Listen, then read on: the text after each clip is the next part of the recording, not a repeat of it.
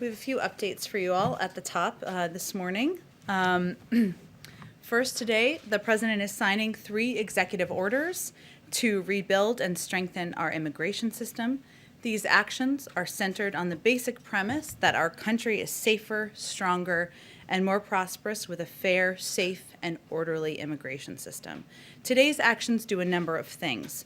The first executive order creates a task force chaired by the Secretary of Homeland Security to reunify families, which will work across government to find parents and children separated by the prior administration. The second executive order develops a strategy to address the root causes of migration across our borders and creates a humane asylum system, including directing DHS to take steps to end the Migrant Protection Protocols program, which had led to a humanitarian crisis in northern Mexico. And the third executive order promotes immigrant integration and inclusion and ensures that our legal immigration system operates fairly and efficiently by instructing agencies to review the public charge rule and related policies. As many of you also may have been on the briefing call that we had a little bit earlier today, but for those of you who were not, we have announced, or Jeff Zients announced, our COVID coordinator, I should say, that starting on February 11th, the federal government will deliver to select pharmacies across the country additional vaccine that's coming online next week. This will provide more sites for people to get vaccinated in their communities and is an important component to delivering vaccines equitably. More than 90% of Americans live within 5 miles of a pharmacy. And I don't know about you, my mother-in-law, my family calls me all the time figuring out how they can call the CVS and find out when they can get their vaccine. This is a limited launch of the program, but supply will ultimately go up to 40,000 pharmacies nationwide. Second, we continue to work to ensure states, tribes, and territories have the resources they need to turn vaccines into vaccinations. President Biden has already directed FEMA to fully reimburse states for the cost of National Guard personnel and other emergency costs. And today we go further by fully reimbursing states for the eligible services they provided back to the beginning of the pandemic in January of 2020. That means that states will be fully repaid for things like masks, gloves, mobilization of the National Guard, and they can use the additional resources for vaccination efforts and emergency supplies moving forward. This reimbursement effort is estimated to total $3 to $5 billion and is only a share of the resources that states need to fight this pandemic, which, as we've talked about a bit in here before, includes testing, genomic sequencing, and mass vaccination centers. Last, we announced that we would increase weekly vaccine allocation to the states for the next 3 weeks by an additional 5%, following last week's 16% increase. So we've increased supply by more than 20% since the president took office just about 2 weeks ago. These actions speak to the daily work we are doing to mount the coordinated federal pandemic response Americans need and deserve, I should say. As you also know, last night the president had a meeting with 10 Republican senators. He's meeting right now with the Senate Democratic Caucus over video to further discuss the American Rescue Plan, and we'll have a readout on that later this afternoon that we will send out. Last night during the meeting, he welcomed the opportunity to have a constructive exchange of ideas over how we can improve the American Rescue Plan. He pledged that he would bring people together when he ran for president, and last night was an example of doing exactly that. A new poll yesterday by Yahoo and YouGov showed that this plan has already garnered bipartisan support among the American people. He also reiterated, or we would like to reiterate, I should say, the urgency of acting quickly on the package. You all asked yesterday about the CBO reports, a new analysis that came out by the CBO, that without action, and that report showed also that without action, our economy won't reach pre-pandemic levels until 2025. That's too long, so our goal with moving this package forward is making it faster. I have a couple of additional readouts, or follow-ups, I should say, from some questions that have been asked in here over the last several days. Somebody asked earlier, I think it was last week, about Puerto Rico. Today, there's an update I have.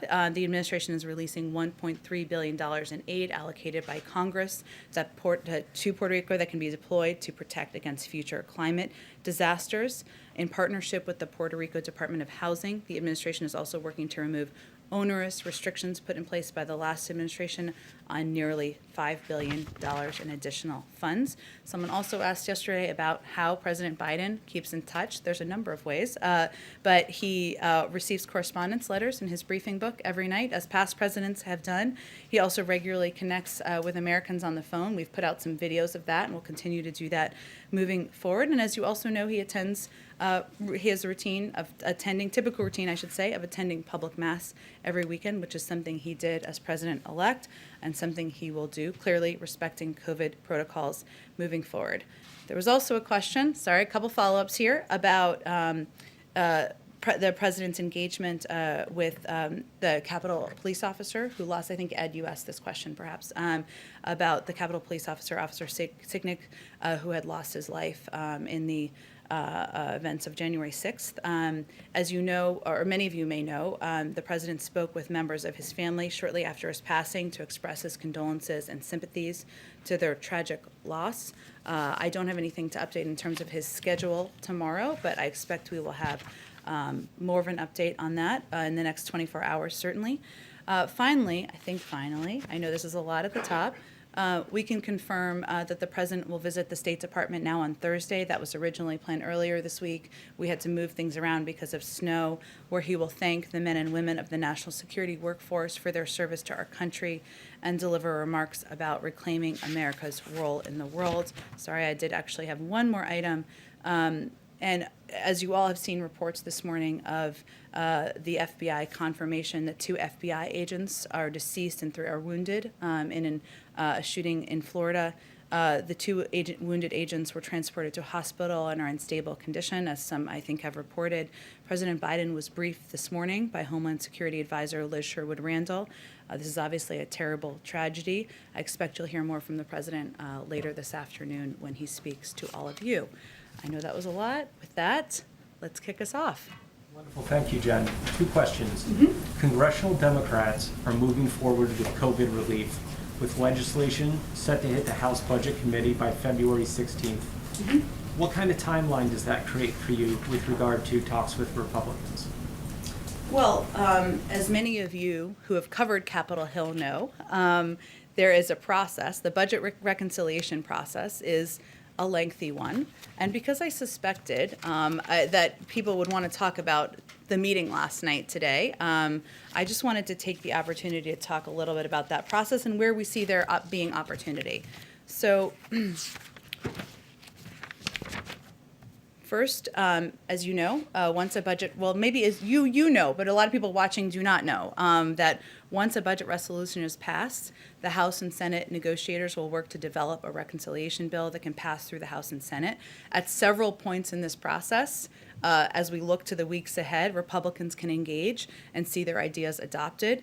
At any point in the process, a bipartisan bill can pass on the floor. So just creating the option for reconciliation with a budget resolution does not foreclose other legislative options. This is my when a bill becomes a law moment of the briefing today. Second, Republican ideas can be adopted during the reconciliation negotiations, and is likely that several bipartisan ideas may be, or we are certainly hopeful of that. And third, Republicans have the ability to offer amendments both during the budget resolution and instruction phase of the process and then later during the reconciliation phase, and in that way can ensure their ideas are heard. And I did all of that because I think it's important.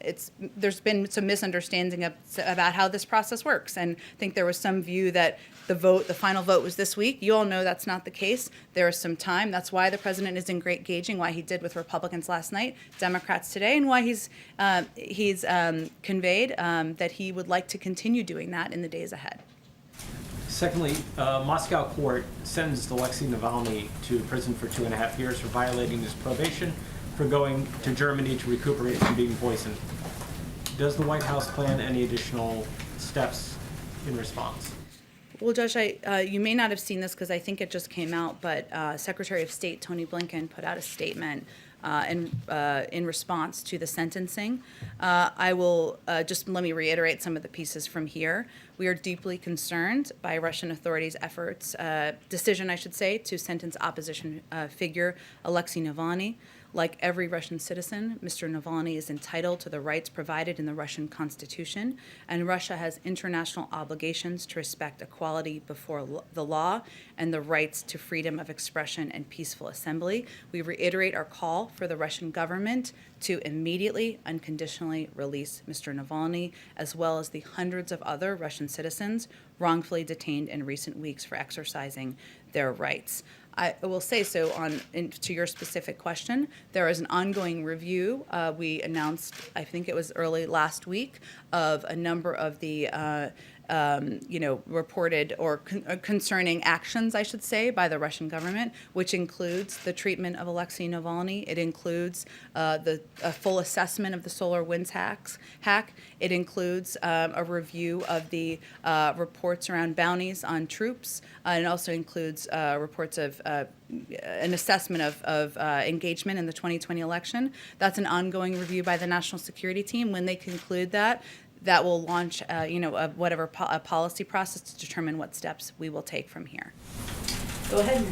On the relief bill, Democrats are obviously moving ahead with this process. You all are still hopeful that you can get bipartisan support, but you've also made it clear that you're not going to slim down this bill significantly. So where right now is the greatest potential for compromise to try and achieve that bipartisanship? Well, you're right, Mary, that I think, and this was evident in the discussion last night. It was, as we said in our readout, and I think as Senator Collins also said, it was civil, it was constructive. This is how democracy should work. We should be engaging. Democrats and Republicans should be engaging with each other, but there certainly is a gap between where we are and where the Republican proposal that was discussed last night was. There are some, bottom lines, I think, the president has, which he has conveyed in the meeting last night and reiterated to us this morning, which is, to put it simply or accessibly for people, he believes a married couple, let's say they're in Scranton, just for the sake of argument. One is working as a nurse, the other is a teacher making $120,000 a year, should get a check. That's in his plan. In the plan presented by Republicans, they would not get a check. And his view is that at this point in our country, when 1 in 7 American families don't have enough food to eat, we need to make sure people get the relief they need and are not left behind. As was also a part of our readout last night, there was a discussion, there's some technical follow-up where there's opportunity to discuss issues like small business, issues like COVID relief. I'm not suggesting a reduction, I'm suggesting how to do it effectively. And those technical discussions at a staff level will be part of what's ongoing over the next couple of days. But the president's bottom line is that this is a package. The risk here, as he has said many times, is not going too big. It is going too small. That continues to be his belief, and that's why he supports the efforts by Leader Schumer, and Speaker Pelosi to move this package forward.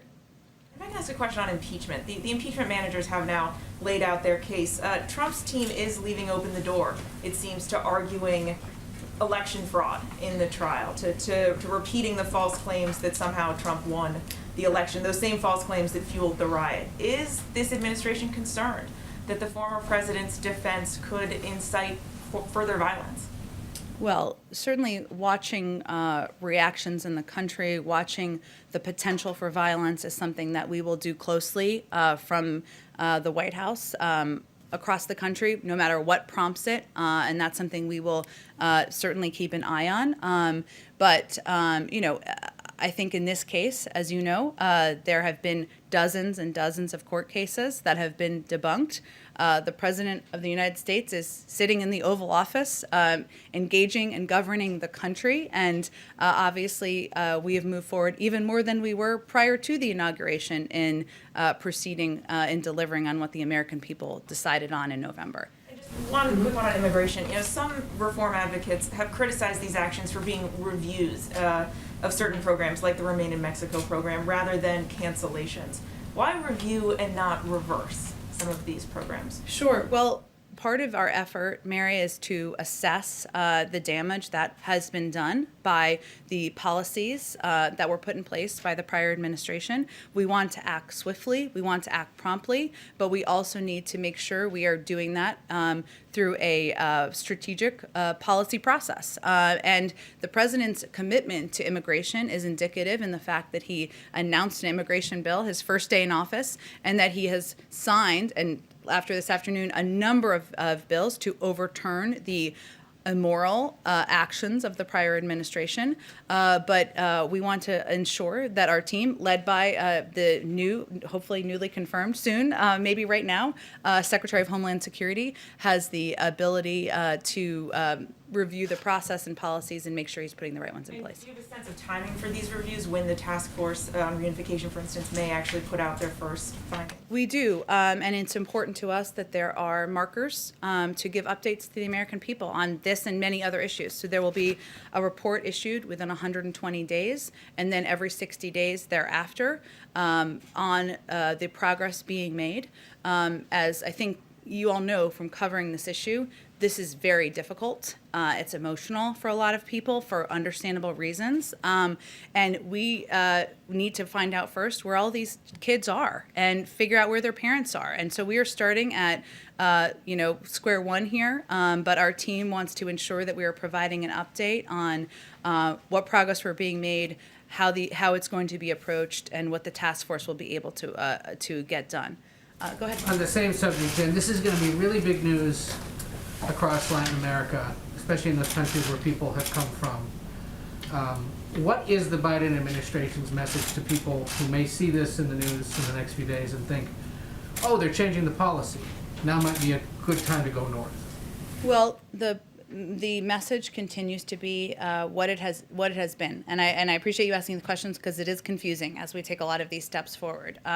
One is that this is not the time. We want to put in place an immigration process here that is humane, that is moral, that considers applications for refugees, applications for people to come into this country at the border in a way that treats people as human beings. That's going to take some time. It's not going to happen overnight.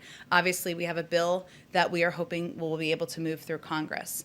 But we also feel, I don't think any parent can look at what's happened to those kids over the last couple of years and not feel that we should do everything in our power to get those kids back with their parents. So we are trying to repair the damage and the horrific actions of the prior administration by trying to do everything we can to reunite these kids with their families. But it remains a dangerous trip. It remains a time. This is not the time to come to the United States. We need the time to put in place an immigration process so people can be treated humanely. One of the other things that immigration groups have been talking about, some Democrats as well, is the idea of potentially some kind of executive action that would shield immigrant workers who are considered essential workers from the threat of deportation. Is that being considered? Is that being worked on? This will not be the end of our immigration actions or efforts to work on these issues. I don't have anything on that policy consideration for you, though. And that was my next question.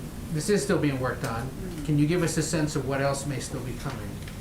Well, then I would be getting ahead of a policy process, which I can't do from here, Ed. But this is a priority to the president to do everything he can, obviously putting forward the bill, but also taking the executive actions he had in his power to take to overturn the immoral steps of the last administration. So that's why he's doing all of these, taking all of these steps within the first 2 weeks of being inaugurated. I suspect the answer to this one might be similar, but I want to ask it anyway. Sure. One of the things that was not addressed by these was the so-called Title 42, the CDC thing, expelling migrants and asylum seekers with little or no due process during the pandemic. The idea that they can be sent back right away because of the pandemic. Is that up for review? And why was that not perhaps addressed right away, since it's been a concern for a lot of advocates of immigrants who are trying to come across? Certainly, I know it has been. I would just say that continuing to take policy steps to address the plight of migrant families, to do so in a humane and moral way, is a priority of this administration. We obviously are going to continue to work on the immigration bill that we've proposed to Congress. These executive actions are just part of our strategy, and if there's more to report to you on that, I'm happy to get to you directly. Go ahead. Can I follow up on the immigration question? The executive orders as they've been described so far don't actually change or raise the refugee cap, which, as you know, President Trump reduced substantially. Doesn't also order the immediate release of children from ICE detention. The president has said that that's something that should be done immediately. Why didn't he do it today? I think We're going to have more again soon in the coming days and weeks on more steps and actions that the president is interested in taking. So I'm just not going to get ahead of that right now. You're saying he might still do it, but just isn't doing it immediately. Again, I was saying that there are additional steps the president will take, our policy teams will take, our experts will take to address immigration in a humane and moral way. There are also a number of steps that are under the purview of the Department of Homeland Security and Secretary Mayorkas, who, of course, as you know, his confirmation was a bit delayed. Some of those are going to be under his purview, and so I'd point you to them to also engage with on some of those questions, but there is more the president will have to share on refugees and other issues soon. May I ask whether the president has made a decision on keeping the scope of Space Force? Wow, Space Force. It's the plane of today. It is an interesting question. I am happy to check with our Space Force point of contact. I'm not sure who that is. I will find out and see if we have any update on that. Go ahead. Jen, a couple, start with COVID relief. Senator Manchin today put out a statement saying he was going to vote for the budget proposal, but made clear that his final vote needs to be on a proposal that's very targeted. He is opposed to the $15 minimum wage. Is the $15 minimum wage a must-have for this White House in any final package? Well, Phil, I should have also brought you up here to just talk about how a bill becomes a law, because I think you know. I have a 17-part reconciliation instructions question. Oh, good. I can't wait. We'll all tune in for it. You know, Phil, I think there are a lot of points of view, as should not be a surprise to anyone, of different members of Congress. We respect all of them. We're happy to hear them. Hence, the president met with 10 Republican senators last night. But we're not going to negotiate from here or, frankly, in public about what is going to be in and out of the package. We want that to work through the legislative process. Sorry, that is ongoing now. And then on the meeting with the Republican senators, you said the word reiterate. I think in the statement last night had the word reiterate 3 separate times. Like, it's very clear where we like that word. It's a good word. It's a solid word. But it underscores that your guys' position is firm. Mm-hmm. And so I guess my question is, you're talking about staff talks on technical details. Is that basically the ball game right now in terms of the bipartisan talks? Like, they can tweak things on the technical side. There are pieces if they want amendments. But broadly, this is what it is, and it's moving. Well, I think the president's commitment is to urgently deliver relief to the American people. And that is what he has conveyed in every meeting he's had or engagement he's had with Democrats and Republicans. And as we just talked about, there's a process that's just in the early stages that's beginning on Capitol Hill to do exactly that. But there are also steps that can be taken or changes that can be made through negotiations that also through the legislative process have to happen between the House and Senate. There are amendments that can be proposed and voted on, and we're going to see that process through or allow that process to go through. As that's happening, the president will continue to be engaged. He'll continue to have more discussions with a variety of members of Congress from both parties to see if there's places to come to consensus and agreement on how to approach some of the issues and challenges the American people are facing. Last one on COVID relief. You guys have made very clear the $130 billion for K through 12 is crucial to reopening schools. I think there's something along the lines of 60 to 65 billion in past proposals that has been obligated but is mostly unspent right now on the public school front. What are you guys doing to ensure that gets out the door, given the priority it is in your next package? Sure. Well, my understanding from talking to our economic team is that the funding that was in the $900 billion package, I think if that's what you're referring to, will be spent in the next couple of weeks. And so what we're trying to look ahead to is what are the needs as we're looking to public schools across the country, that many of them need funding, many of them need PPE, many of them need testing, many of them need better ventilation in their schools to ensure we have adequate funded needed to open the majority of schools within 100 days, which remains the president's goal. Go ahead. Yeah, today there was new data on the Sputnik V vaccine showing that it's quite effective. And I'm wondering if the administration is concerned at all that Russia could use this vaccine to exert geopolitical power with nations in need, perhaps in Latin America. That is not a concern I've discussed with our national security team. Obviously, our focus is on our own FDA approval process here and ensuring that we make as much of the vaccine available to the American public. And We just rejoined, as you know, the World Health Organization because we believe that the more people who are vaccinated around the world, the safer we all are. But I'm happy to speak with them about it and see if that's a concern they have. One other question on the COVID travel ban that is in place. Is that a temporary thing while the CDC and the Biden administration figure out a safe way for international travel to occur, or is that seen as more long-term, especially given that the variants are already here? Well, these were steps taken, as you know, by our team in order to increase the safety of the American public. And certainly we don't want them to be forever because we want to get the pandemic under control. But they will be in place as long as our health and medical experts believe they're necessary or essential in order to keep the public safe. So the impact of variants, which is a very good question, is something, they assess. And I would certainly encourage you to ask them that question on our next COVID call. Go ahead. There have been calls for some kind of boycott of the China's 2022 Olympics. Given the administration's recent support of the genocide designation there, does President Biden support those calls to perhaps find a new host country? And have they engaged with other allies on that topic? Well, I've seen some reports of that, and I don't have any update for you or preview for you or change of our approach to the Beijing Olympics. No. President Biden has promised to make the visitor logs public and bring that back, that tradition.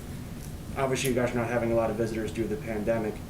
To the extent that these calls are taking on virtually, is there any talk about a virtual visitor log or some kind of transparency on how those virtual meetings are being disclosed to the public? Well, our pledge is to be, venture to be, hope to be the most ethically stringent government in history, and he's put in place a number of steps and policies to deliver on exactly that. You're right that there are not currently many visitors. At some point, hopefully, there will be, and we will be returning to the release of those visitor logs. That was not the case during the prior administration. At this point, there's not a discussion of making virtual meetings part of what's released. Go ahead, Jeff. Hey, Jen. I actually have more visitor logs questions. Oh, okay. The first one is, has anybody in the administration looked at the logs from the weeks before or leading up to the January 6th riot to see if anyone connected with the riot has been in the building? You are not the first person to ask this question. It's a very interesting one, or newsworthy one, I guess I should say. I have not had a chance to talk to our team on whether we even have access to those logs. I mean, we obviously know what information is put in from visits, people who come to visit, and we have the ability to release that over the coming months. I'm not aware of an assessment of that, but I will also ask our team if we have access to them or if there's a plan to look at them. When you get back to releasing, I know under Obama they came out on like a monthly basis a few months after the date of effect. Mm-hmm. If it's possible, would you release them for the prior administration? Because there are a lot of people coming in and out of here where the public would only learn through a random media report or a camera got a picture. I'm not even sure if it's technically possible. That feels like the first question. So let me talk to our technical gurus and see what I can find out. And just one more technical thing, if you don't mind. The first impeachment, there was a lot dealing with a foreign leader call by the president to Ukraine. Is that system still intact where there's notes and records of foreign leader calls, and is anybody on NSC or anybody else looking at those? From the prior administration? Yes, like the file past foreign leader calls by the predecessor of the president. I am not aware of an assessment of those, Jeff. I think our focus is on our foreign leader calls the current president of the United States is making to global leaders in an effort to rebuild our place in the world and work on some diplomacy. Katie. Hi, I just have another question on immigration. On the Family Reunification Task Force, can you talk, I know you said you're at square one, but can you talk a little bit more about the work ahead in finding some of these kids? I think the current number, it might be higher, you can correct me, is 600 or some. And I'm also wondering if you can talk a little bit about how officials are going to evaluate cases to determine whether the families will be reunited in their home countries or if they will be allowed to stay here.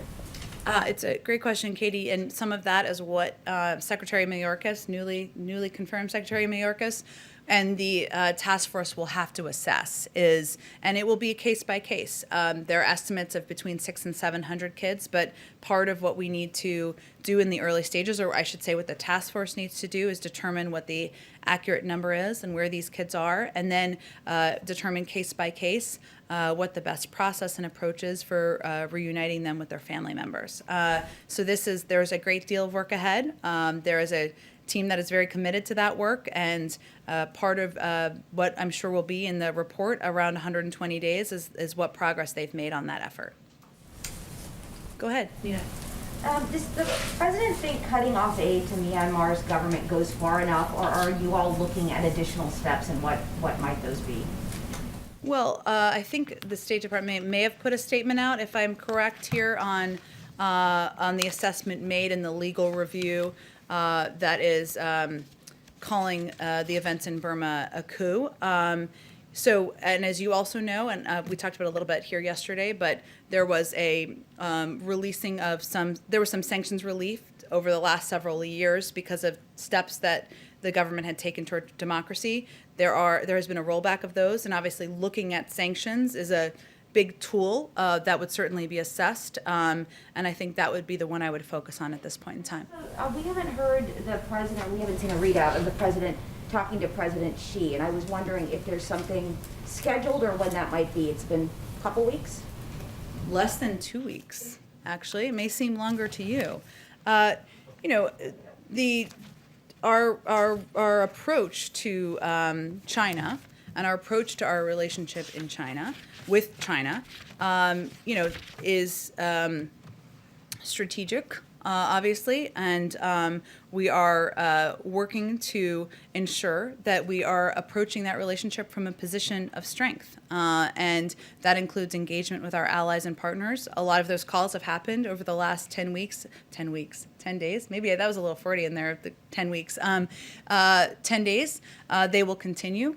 And also engagements with Democrats and Republicans in Congress about the path forward. I don't have any call to predict for you at this point in time. Obviously, with Secretary of State Tony Blinken now confirmed, there are additional layers to engage with the Chinese, but we'll let you know when a call is happening, and certainly have a readout for all of you as well. Sounds a lot like the strategy is not to talk to him at this time, because you're talking about speaking to allies and making other calls first. Have they requested a call? I don't have anything more for you. I think I don't appreciate the putting words in my mouth. That wasn't what my effort was. What I was conveying is what our strategy is here from the United States, which is to work with our partners and allies and determine what the right time is. Of course, the relationship with China is going to be multi-layered. We'll deal with climate. We'll deal with the economy. We'll deal with security, and that is of course a priority to President Biden. He's spoken about it during the transition. He's spoken about it. Obviously, he's had engagements with his national security team about a range of issues, including China. We've been here less than 2 weeks, and when we have a call to read out, I'll make sure you know. Go ahead in the back. Thanks, Jen. I want to ask you a few on the rescue plan talks, and I want to follow up on a question that Phil had asked you.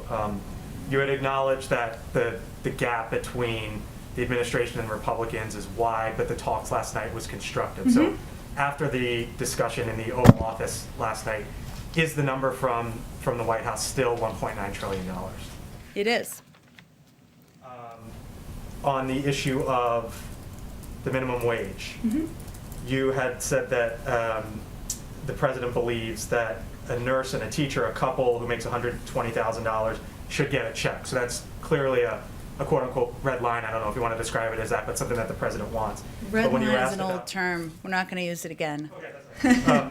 But when you were asked about the minimum wage, you said you're not going to negotiate from here and you want to work through that. So it seems as if the president might be open to dropping the minimum wage from the bill. Is that a fair I know there's assessment? a lot of appetite for what is going to be negotiated and out of the bill. I totally get it. This is a big topic of interest, but what I was just conveying as an example is that ensuring those checks are in the hands of Americans is a top priority for the president. I wasn't taking in and out things in the bill. That will be a negotiation that will happen through Democrats and Republicans in Congress. Obviously, the reconciliation process has just started. There are many opportunities space for Republicans to offer amendments. There's a whole negotiation that's going to take place, and the president will continue to be engaged with members of both parties through that process. And on the issue of Senator Manchin and his statement today, he talked about how he would like to see something targeted. He said, let me be clear, and those are the words I shared with President Biden, our focus must be targeted on the COVID-19 crisis and Americans who have been most impacted by the pandemic, his quote.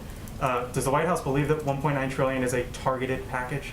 Well, the size of the package was determined not for shock value, but to address the dual crises that we're facing. And that includes ensuring that millions of Americans can put food on the table. 1 in 7 American families are concerned about food security right now. It ensures that we have funding that we can reopen schools so that kids can go back to school, mothers and fathers can not worry about their kids, and ensures that people can apply for unemployment insurance. The size of the package was determined, of course, in consultation with members on the Hill, but also based on the recommendations of economists, on health experts, and that's how we came up with that number. And lastly, there's going to be a jobs report on Friday. Depending on how that jobs report looks, might that change how the White House views what needs to be in the package or not? Or you kind of believe that this is the best framework now, and that's what you're going with? I mean, if there was a jobs report that there were 10 million jobs created, that would be great news. I don't suspect that will be what the outcome of the jobs numbers will be. So no, it will not change. As we saw from the CBO numbers, which projected, I should say, that there would be growth this year. That's obviously positive, but we're digging out of a massive hole. And the challenge right now is that it's going to take years to return to the pace of economic growth that the country needs to be at. So no, I wouldn't suspect it would change things. Go ahead in the back. Thank you, Jen. A couple of follow-ups. Sure. First to Tamara's question. Governor Hogan said that there has been two more cases of the South African variant in Montgomery County and is in Maryland. And people were coming back from abroad. I mean, is that an opportunity to, are you worried? Is that an opportunity to eventually widen the travel restrictions? Well, I think what our health and medical teams do, so the CDC and others who are actual doctors, is make assessments about what steps need to be taken, whether it's masking, that, as you know, is now required on planes, or travel restrictions from certain countries in order to keep the American people safe. And certainly Worked in Maryland, obviously. Well, I don't know that it hasn't worked, because we also have prevented a number of people from coming into the country and tried to take steps to reduce the spread of COVID and also the spread of some of these variants. But they will assess steps that need to be taken based on variants. Obviously, that's something that they review on a daily basis. To Anita's question. Correct me if I'm wrong, but the president hasn't spoken yet with Prime Minister Netanyahu. He's an ally. Isn't that surprising? I don't know that it's surprising. Less than 2 weeks into an administration, he hasn't called every foreign leader yet. He certainly would love to spend more time talking to foreign leaders. That's his first love is foreign policy. But I expect he'll continue to have additional engagements in the weeks ahead. And obviously, we have a long and abiding relationship with Israel, important security relationship. I'm sure they'll discuss that and a range of issues when they do connect. Question, Jen.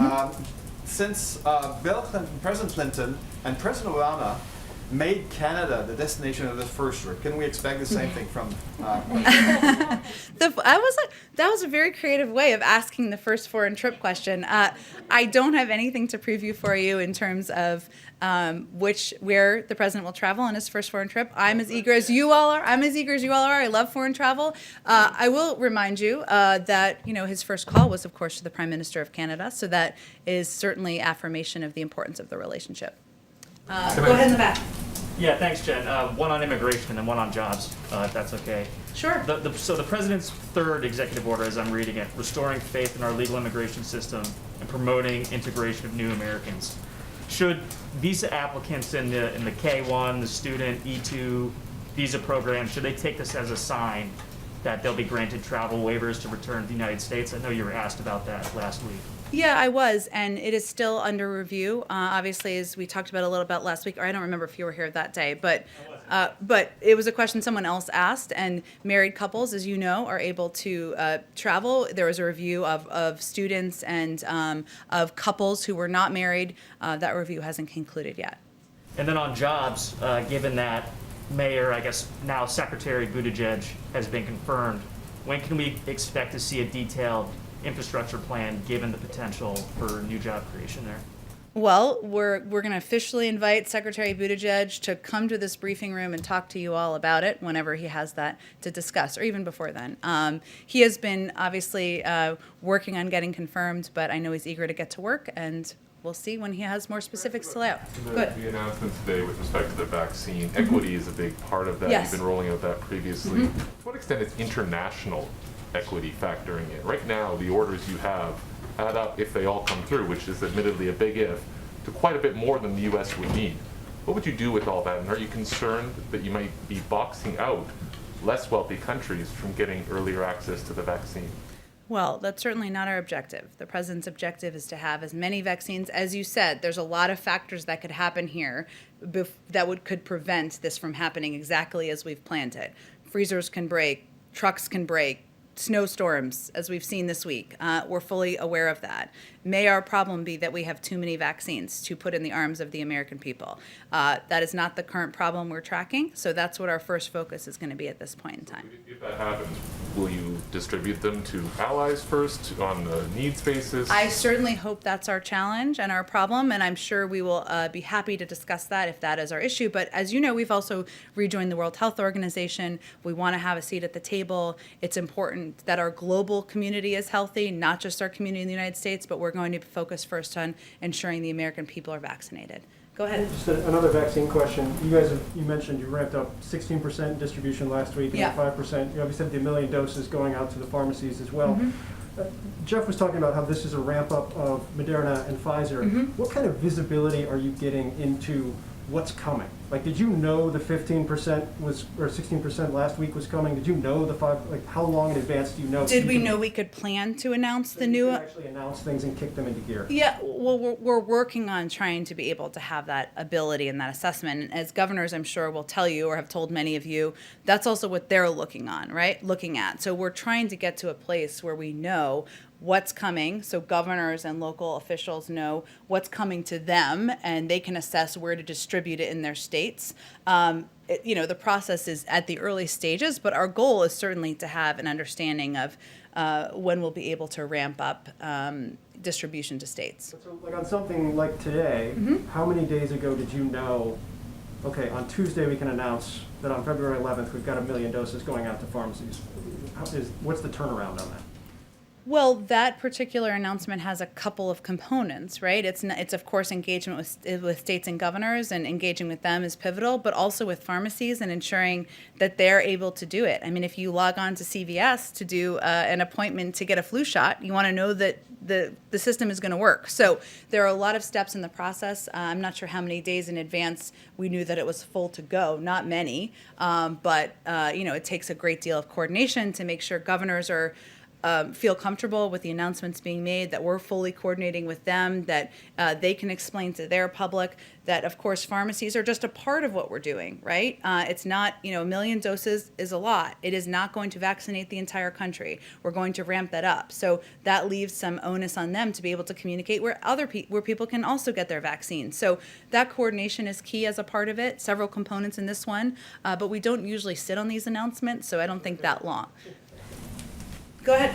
Jen, Senator Schumer just came out and said that he had a, quote, really good lunch with the president and Secretary Yellen. He also said that the president told Republicans last night that the $600 billion was way too small. Does that track with with your understanding of what he actually said to them last night? Yes. I mean, the president has been clear that our risk is not having a package that's too big. It's having a package that's too small. And there have been public proposals, of course, by these senators and by others to split the package, to do a smaller package, and his view is that there are key components and funding that would be needed in order to ensure that millions of people have checks, in their hands, that we ensure people are getting those $1,400 checks, that we ensure that we are properly funding schools to reopen, that people can, that we have the funding needed to get shots in the arms of the American people. So that is not a cheap endeavor, and one that, but those key components are all a priority to the president. Go ahead, Anita. I just wanted to follow up on the meeting last night. In the readout, and all that we've heard is about the relief bill. Did any other issue come up? It was quite a lengthy meeting, couple hours. I wondered if the president brought up anything, or if the senators brought up executive orders or other policy issues, or was it solely focused? It was focused on the American Rescue Plan, and they had a robust discussion about it. I don't have any more of a readout for you than what we provided last night. I know that, I think it was happening as we came out. I know it's happening right now, so I don't actually know, but we will put out a readout of it afterwards. And the goal was just to discuss the bill, Yeah. but nothing else. Exactly, that was and obviously people can raise what they want to raise. I'm sure Democratic senators will share with all of you what they raised, but the focus of it was to discuss the American Rescue Plan, the path forward, and the imperative of moving it ahead. Go ahead in the back. Oh, go ahead. Oh, sorry, go ahead. Okay. Is there any plan or date set for the president to address a joint session of Congress? And are you guys already working on his address? And is selling the American Rescue Package part of that, and in what way? Not yet and not yet to the first two questions. And it really depends on the timing. Of course, there's urgency, as you've heard the president say and all of us say, in moving this package forward. I think, as he also said in his primetime address when he announced the American Rescue Plan, he also has plans to announce a Build Back Better agenda, and our plans would be to do that once we are at a point where it's that can be the next priority. So it really we don't have a date yet, and depends on when that date is and what the focus will be, and not working on it quite yet. Go ahead. Yeah, so on the UAE aluminum tariff announcement, I know the president had insinuated that he wants to do a full review of former President Trump's tariffs before acting on any of those, and he, the president or the former president signed that out on December 31st. Should we take this announcement as an indication that that review is completed, or is this just a one-off instance specifically pertaining to UAE? So, as you said, and for people who are not totally as familiar with this issue as you are, I know there's a lot going on in the news. Shortly before the inauguration of President Biden, the United States lifted a 10% existing tariff under Section 232 of the Trade Expansion Act on aluminum imports for the UAE. His campaign promise included a commitment to carefully evaluating all steps taken by the previous administration on trade, as you also said, including the private deals and assurances that may have been made. As part of his campaign commitment, we are conducting an immediate review. So the review is underway of the previous administration's trade policy to determine what steps need to be taken. So that includes, decisions on tariffs, and the previous administration's decision to lift the existing tariff on the UAE under Section 230 at the last hour was made clearly in our view on the basis of foreign policy issues unrelated to trade. So it's all a part of the ongoing review. Thank you, Jen. Great. Thanks, everyone. See you tomorrow.